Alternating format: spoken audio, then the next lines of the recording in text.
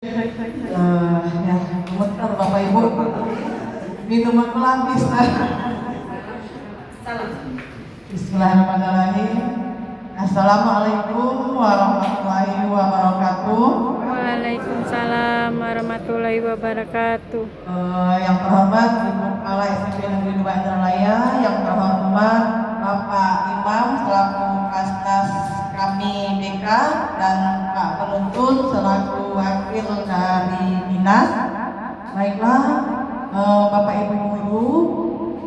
Ibu guru hebat, pada kesempatan hari ini sebenarnya saya itu merasa kurang pantas untuk menyampaikan berbagi praktik baik 7 jurus BK hebat ini, karena Pak Imam dan Pak Penuntun mengingat guru-guru yang duduk di sini semuanya itu merupakan guru-guru saya pada saat saya sekolah di SMP Negeri 2 Indralaya ini.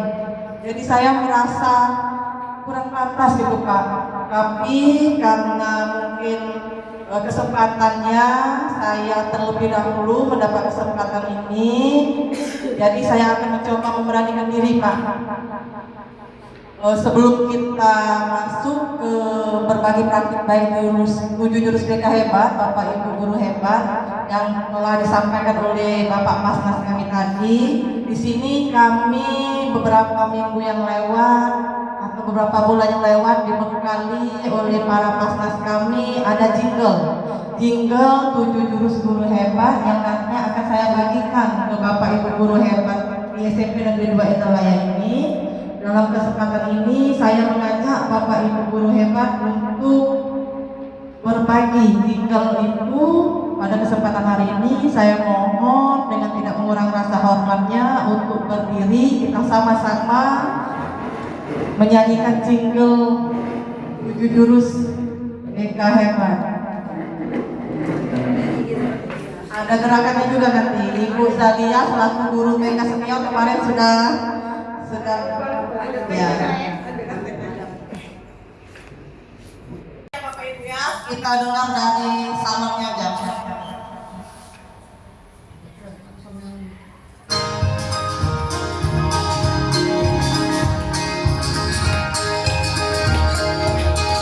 Ayo Bapak Ibu. Murid mandirinya kuat,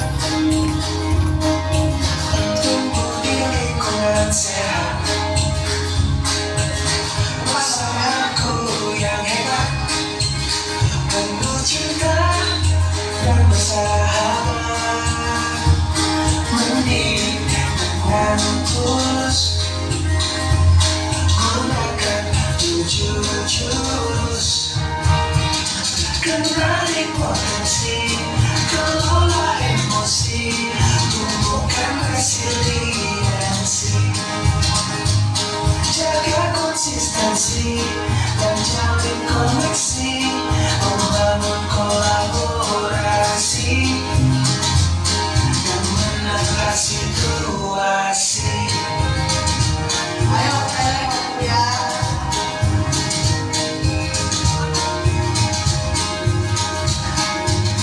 Sekolah aman dan nyaman, dan juga menggembirakan, tempat bertumbuh harapan. Bersama ayo kita wujudkan, mendidik dengan tulus, gunakan 7 jurus. Kenali potensi, kelola emosi, tumbuhkan resiliensi, jaga konsistensi, menjalin koneksi, membangun kolaborasi dan menata situasi. 7 jurus BK hebat, bersama murid melangkah tepat. 7 jurus BK hebat, 7 jurus yang akan ku ingat. Terima kasih Bapak Ibu guru hebat. Kali tidak lagi tegang. Ya. sudah nyanyi kalau udah lagi tegang ke kepala sekolah. Ya, Bapak Ibu guru hebat, sesuai dengan jingle yang sudah kita nyanyikan tadi dan sesuai dengan apa yang telah disampaikan oleh Bapak Pasnas tadi, ada 7 jurus BK hebat. Dalam kesempatan ini saya hanya akan menyampaikan 2 jurus BK hebat sesuai dengan yang saya imbaskan di kelas beberapa minggu yang lalu. Alasan yang kedua karena kalau saya terapkan semua jurus itu pada hari ini, nanti Pak Imam dengan Pak Pamutu tidak datang ke sekolah kita lagi, Bapak Ibu. Nah, jadi saya bertahap. Minggu depan 2 jurus lagi datang lagi, minggu depannya lagi 2 jurus lagi datang lagi, kan? Nah, itu Pak Imam ya. Baik, masuk ke yang next. Nah, ini jurus yang pertama yaitu kenali potensi. Bapak Ibu guru hebat, capaian pembelajarannya itu guru BK dan guru non BK mampu membantu murid mengeksplorasi potensi minat bakat melalui teknik asesmen pendidikan. Konsep kunci yang akan dipahami yaitu kecerdasan majemuk atau multiple itu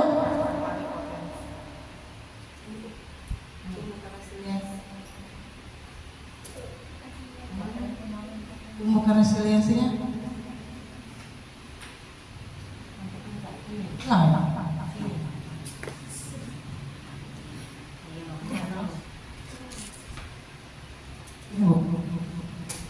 tumbuhkan resiliensi ya. Capaian pembelajarannya itu guru mampu membantu murid membentuk raw mindset yang menumbuhkan resiliensi sehingga mereka berkembang optimal pada aspek pribadi, sosial, akademik, dan karir. Konsep kunci yang akan dipahami yaitu daya lenting atau resiliensi, yang kedua pola pikir bertumbuh atau growth mindset, dan yang ketiga ordinary magic. Nah, dalam kesempatan ini sebelum masuk ke materi, saya mempunyai aktivitas untuk Bapak Ibu guru hebat yaitu bercermin. Sudahkah Bapak Ibu guru hebat tadi sebelum berangkat ke SMP bercermin atau berkaca?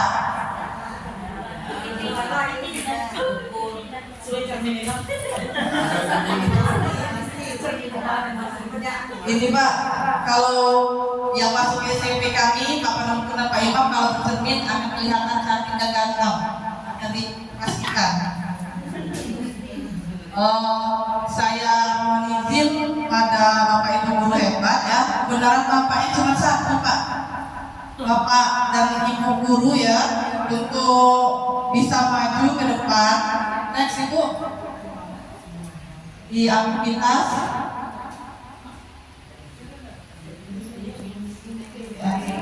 ya.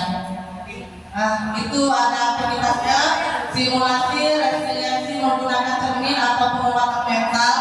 Ada petunjuknya yaitu setiap guru terlibat untuk maju, tatap diri sendiri di cermin selama beberapa detik. Amati ekspresi wajahmu, matamu, postur tubuhmu, biarkan semua apa adanya. Tarik nafas dalam dan mulai berbicara dengan kata-kata yang positif, menggunakan suara yang pelan, dan akhiri dengan senyuman kecil dan rasa syukur berterima kasih pada dirimu sendiri karena sudah mencoba. Dengan catatan Bapak Ibu guru hebat, dompet dan barang berharga silakan disimpan, nanti akan terhipnotis. Ya, silakan Bapak dimulai dari Bapak Eko, silakan maju dan Ibu Atina sesuai dengan petunjuk yang sudah ada di papan. Ayo Pak, kita berkaca dengan katakan dompet, HP, dan barang berharga lainnya silakan disimpan, nanti akan terhipnotis.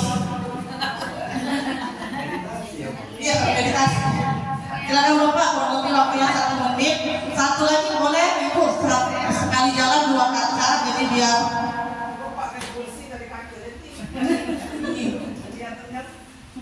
sudah Pak Eko dan Ibu Atina ya, petunjuknya tadi sudah bisa.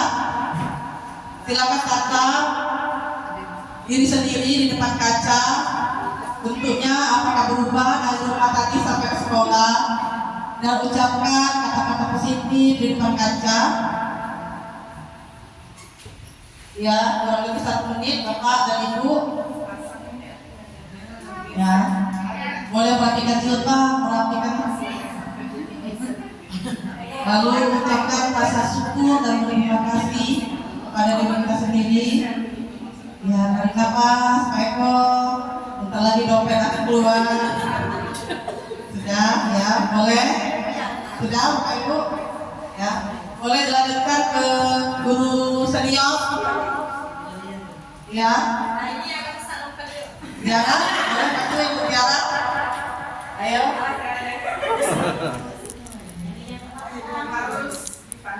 Ibu Ya, kita kedua. pandang Ibu. Ya, jangan lama-lama Ibu, kurang lebih 1 menit. Ya Bu. Sehat ya badannya. Nah, Kita nak pergi sekolah, kita nak ngajar, sampai ke rumah kita tetap sehat ya. Oke, kita kerjasama. Tiara. Tiara, Ibu Tiara. Hal-hal positif apa yang disampaikan?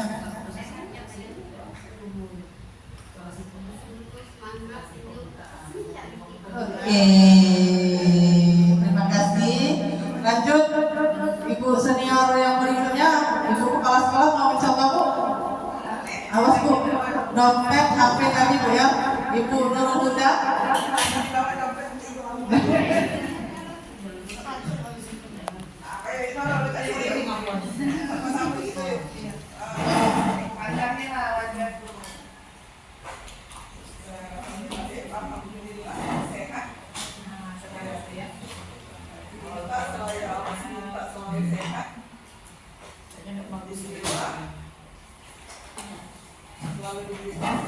Amin. Rezeki yang berlimpah, semangat. Tetap melaksanakan tugas dengan semangat demi anak-anak bangsa, demi SMP Negeri 2 Indralaya. Sukses terus. Amin. Nih, satu lagi ya Bapak Ibu, saya minta kesempatan untuk Ibu Apri, boleh Bapak Ibu yang dari Palembang ini.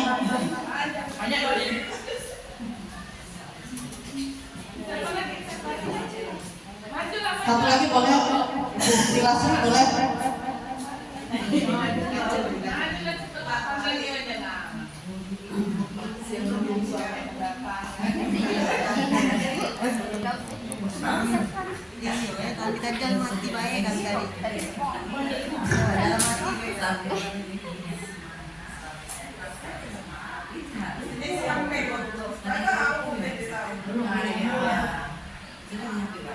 Terima kasih Bapak Ibu yang sudah selalu semangat, berusaha, selalu berpositif dan terus berusaha yang terbaik. Terima kasih sudah menemani dan selalu terus berusaha untuk berbuat lebih baik. Amin.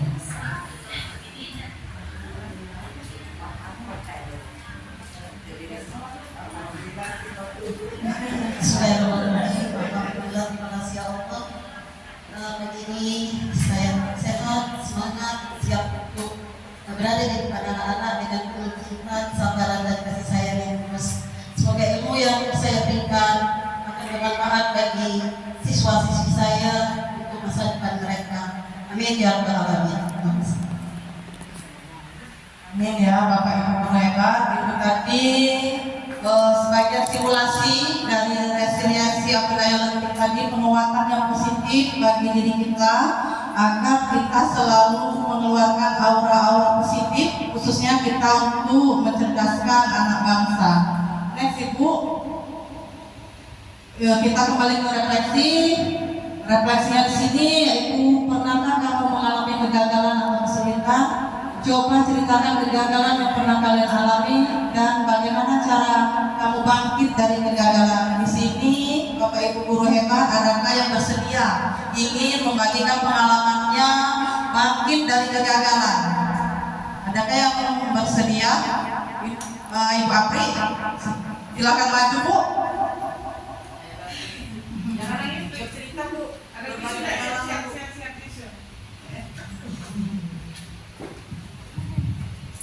Baik, saya mencoba untuk berbagi pengalaman dengan Bapak Ibu semua, pengalaman kegagalan. Setiap orang pernah mungkin mengalaminya ya. Ini kegagalan saya ini adalah ketika saya terlalu mungkin salah dalam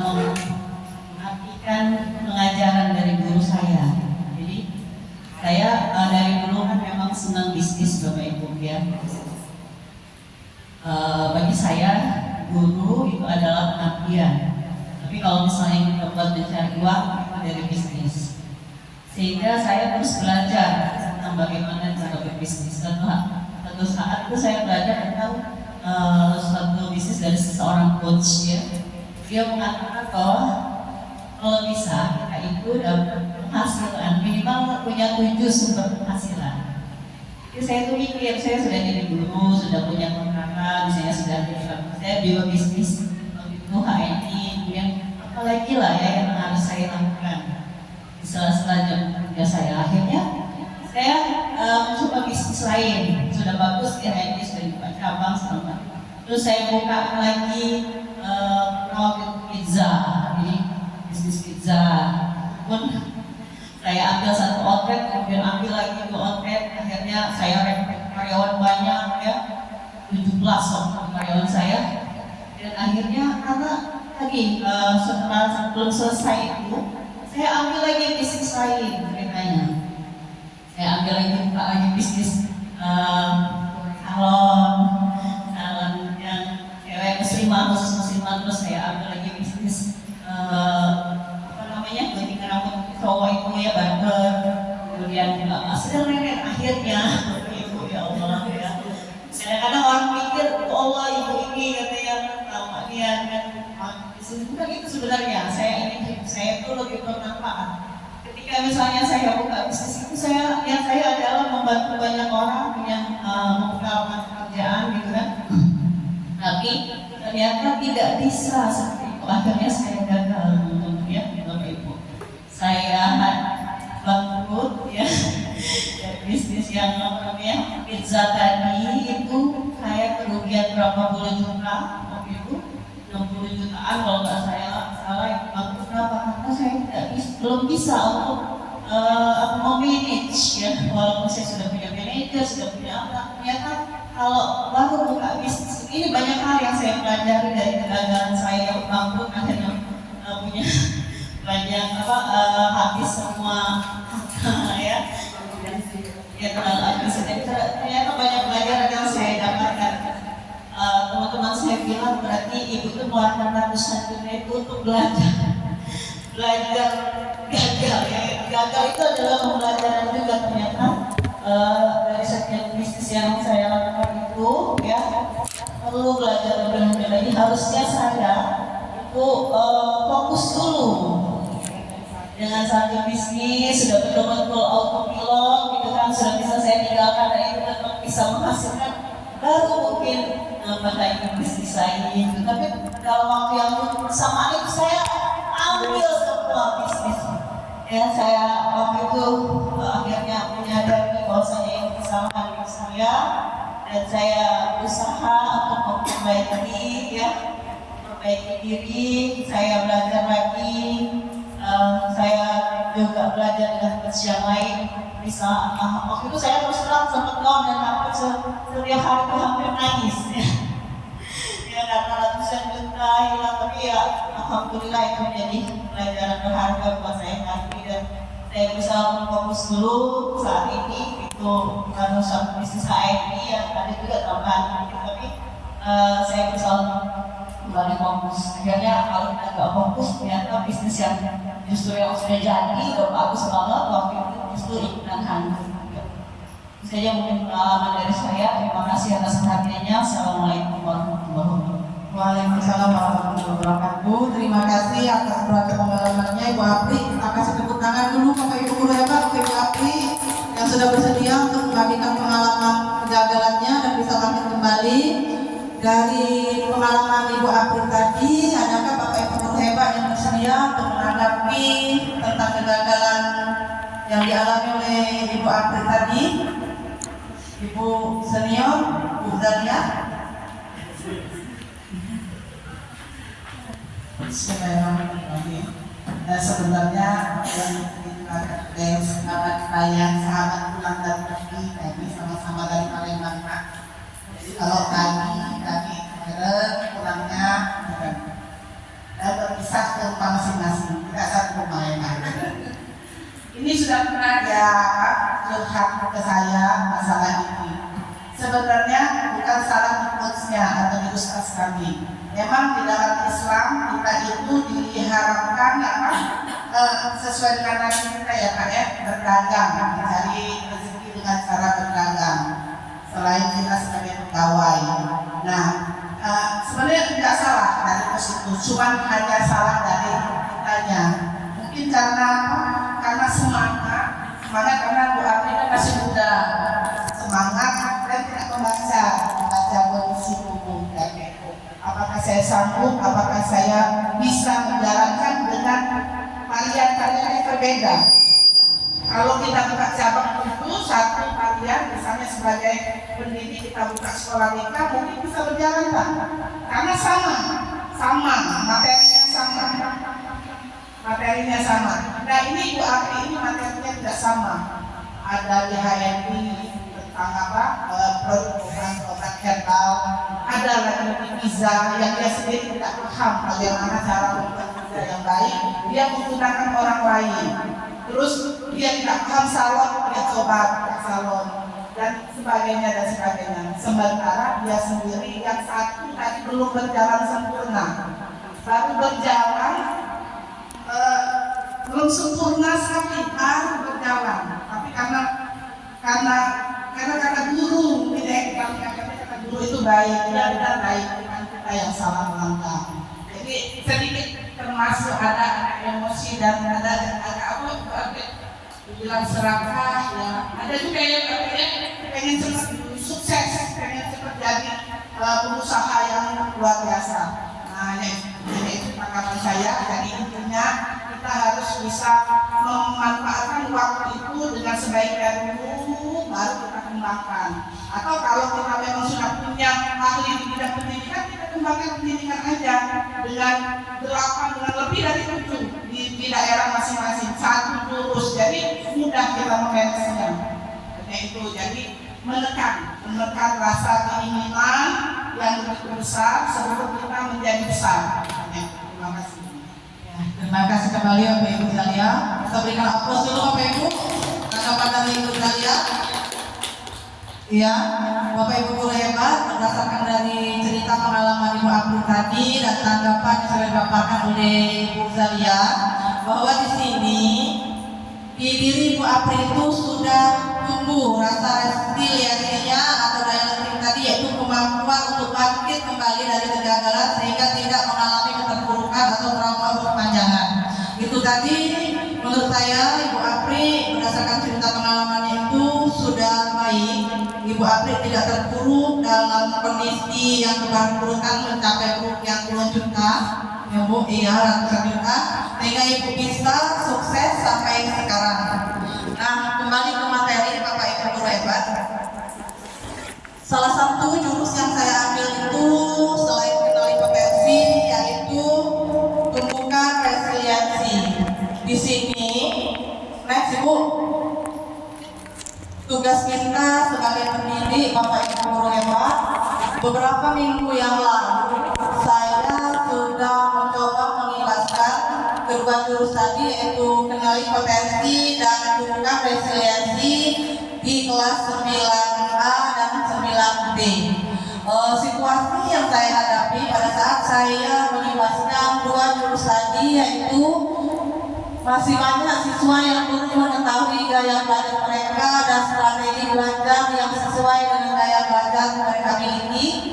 Masih banyak siswa yang belum mengetahui bakat dan minat yang mereka miliki serta potensi karir yang sesuai dengan bakat minat mereka. Ketiga, masih banyak siswa yang menganggap bahwa kegagalan adalah akhir dari segalanya sehingga menurunkan motivasi belajarnya. Dan yang keempat, masih banyak siswa yang tidak percaya diri dengan kemampuan yang ada pada diri mereka sehingga mereka itu tidak berani untuk mengeksplor bakat minat yang ada di dalam diri mereka.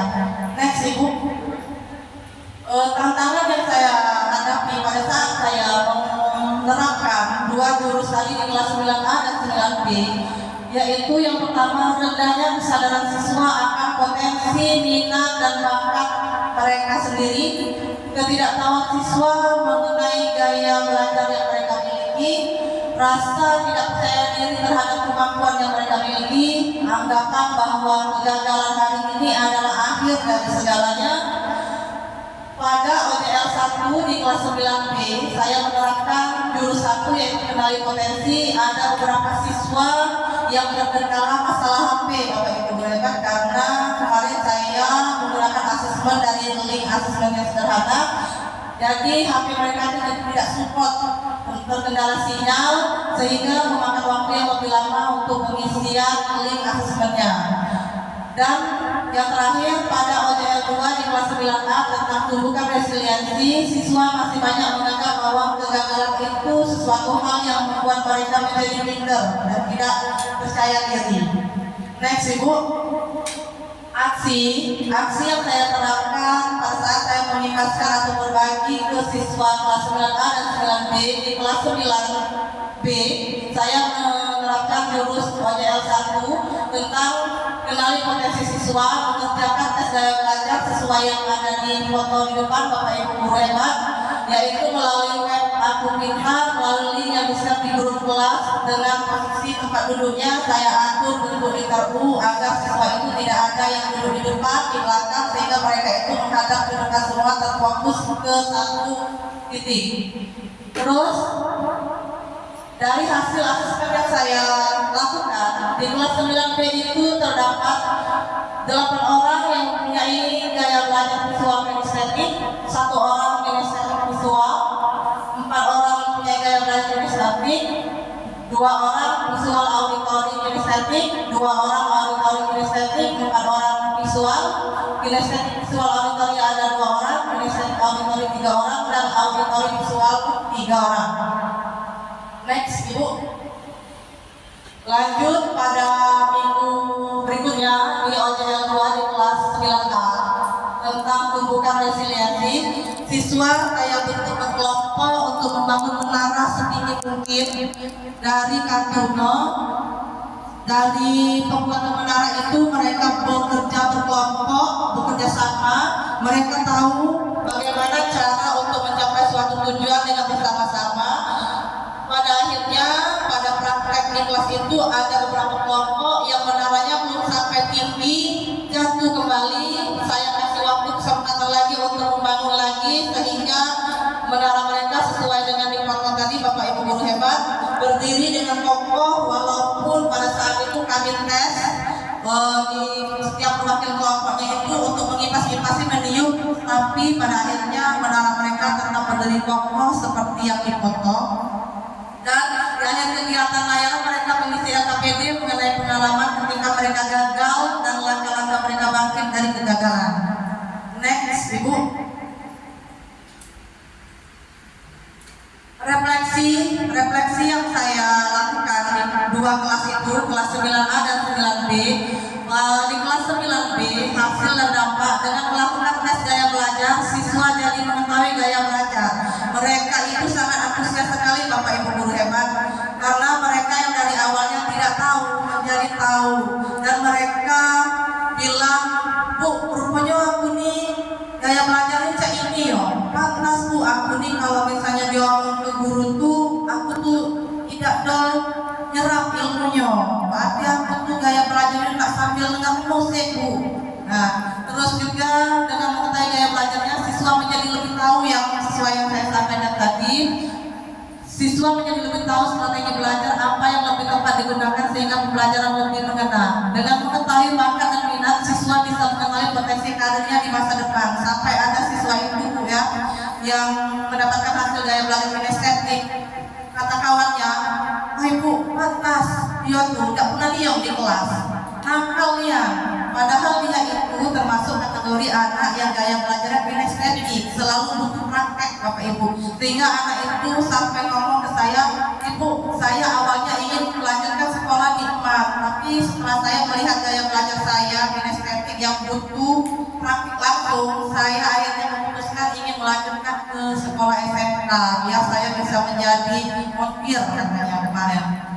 Terus di hasil dan dampak asesmen yang saya imbaskan di kelas 9A, dengan menyusun menara yang tinggi dan kokoh, mereka menyadari bahwa kegagalan itu adalah bagian dari sebuah proses kesuksesan. siswa menjadi tahu bagaimana proses untuk bangkit dari kegagalan sesuai dengan perintah saya tadi Bapak Ibu ya. Ada beberapa kelompok tadi yang membangun menara roboh, saya beri kesempatan lagi untuk membangun setinggi mungkin sehingga sampai kami tes menaranya itu tetap berdiri kokoh. Terus siswa menjadi sadar bahwa tidak apa-apa gagal. Yang penting saya bangkit dan belajar dari kegagalan itu. Dengan membangun menara tinggi dan kokoh, maka siswa menyadari bahwa butuh kesabaran, ketekunan dan kerjasama seperti halnya dalam proses kehidupan. Thank you Pak Ibu. Pak penuntut, thank you di terakhir. Tapi ya thank you. Sebelum kita masuk ke sesi tanya jawab kata MC tadi, saya ada sedikit ice breaking biar tidak bosan Bapak Ibu ya. Mohon maaf. Di sini saya mengisikan Bapak Ibu walaupun sudah senior, saya ajak untuk lebih bergembira dan lebih semangat lagi Bapak Ibu hebat. Saya mohon sedianya untuk berdiri kembali, kita melakukan ice breaking biar tidak ngantuk.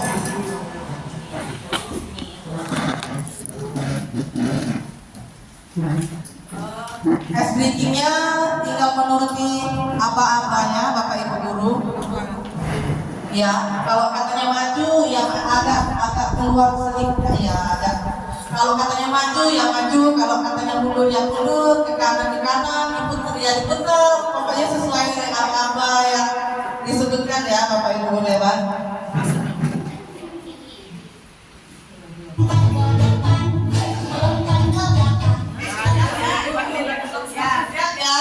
Tapi kalau yang untuk yang seniornya jangan terlalu tinggi ya ibu-ibu lompatnya, nanti kami kesulitan untuk mengikutinya kemampuan kami. Yuk ya, siap 1, 2, 3.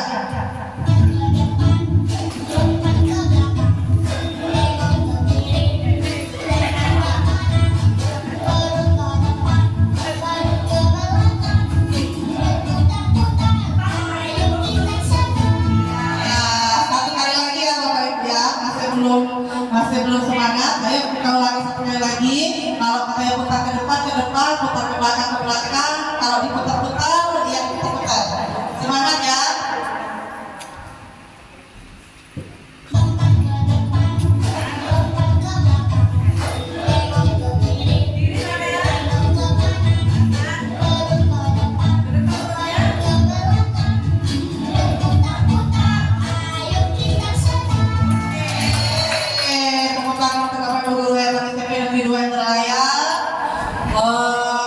Berhubung sudah ada bacaan thank you, Pak penuntut saya kurang paham arti thank you itu apa.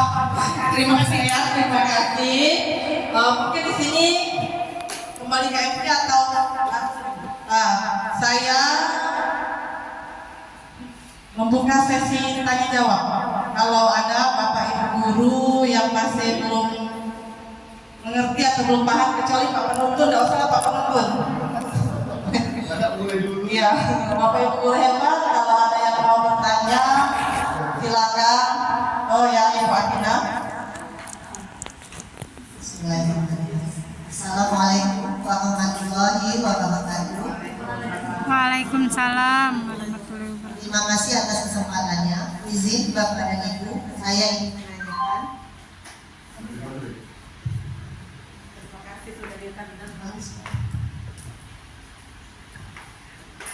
Yang ingin saya tanyakan setelah dari penjelasan Ibu Mustalina tadi, ingin saya tanyakan bagaimana trik atau cara mengatasi permasalahan anak dalam hal mengalami permasalahan kegagalan ujian. Nah, mungkin itu saja yang ingin saya tanyakan. Lebih dan kurang mohon maaf. Assalamualaikum warahmatullahi wabarakatuh. Ya, terima kasih atas pertanyaannya Ibu Atina Lesanga. Dari pertanyaan Ibu Atina Lesanga tadi, adakah Bapak Ibu guru hebat yang bersedia untuk menanggapi pertanyaannya, yaitu bagaimana trik untuk mengatasi permasalahan siswa khususnya dalam kegagalan belajar, misalnya penurunan nilai ya Mbak ya. Ada yang bersedia untuk menanggapi pertanyaan dari Ibu Atina Rosada tadi?